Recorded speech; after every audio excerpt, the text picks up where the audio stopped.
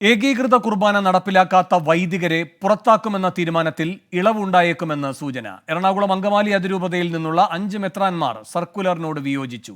Synod ചേരും മുൻപ് circular നൽകിയത് ശരിയായ രീതിയല്ല എന്നും അഭിപ്രായമുയർന്നു. എബിൻ ജോസ് കൊച്ചിയിൽ നിന്ന് ചേരുന്നു. കൂടുതൽ വിവരങ്ങളുമായി എബിൻ, എന്താണ് വിശദാംശങ്ങൾ? വേണു, ഇന്നലെ ചേർന്ന സിനഡിലാണ് ഇത്തരത്തിലൊരു തീരുമാനം ഉണ്ടായിരിക്കുന്നത്. അതായത് ഏകീകൃത കുർബാന നടപ്പിലാക്കുന്നതുമായി ബന്ധപ്പെട്ടുകൊണ്ട് എറണാകുളം അങ്കമാലി അതിരൂപതയിൽ തർക്കങ്ങൾ നിലനിൽക്കുകയാണ്. ഇതുമായി ബന്ധപ്പെട്ടുകൊണ്ട് ഒരു സർക്കുലർ മേജർ ആർച്ച് ബിഷപ്പ് പുറത്തിറക്കിയിരുന്നു. ഈ സർക്കുലർ പ്രകാരം ഈ ഏകീകൃത കുർബാന നടപ്പിലാക്കാത്ത വൈദികർ ജൂലൈ 3-നകം നടപ്പിലാക്കിയില്ലെങ്കിൽ അവർ സഭയ്ക്ക് പുറത്താകുമെന്നുള്ളതായിരുന്നു. ഈ സർക്കുലർ സിനഡിൽ ചർച്ചയായി.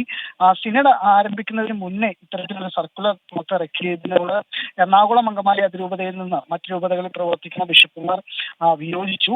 ഈ രീതിയിലൊരു വിയോജനക്കുറിപ്പും അവർ നൽകിയിരുന്നു. ഏതായാലും ഈ കുർബാന നടത്തിപ്പുമായി ബന്ധപ്പെട്ടുകൊണ്ട് കഴിഞ്ഞ സംഘർഷഭരിതമായ കാര്യങ്ങളാണ് കഴിഞ്ഞ ഞായറാഴ്ചയെല്ലാം ഉണ്ടായത്.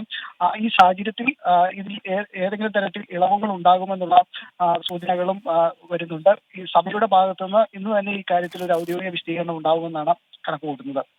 എബിൻ ജോസാണ് കൊച്ചിയിൽ നിന്ന് വിവരങ്ങൾ നൽകിയത്.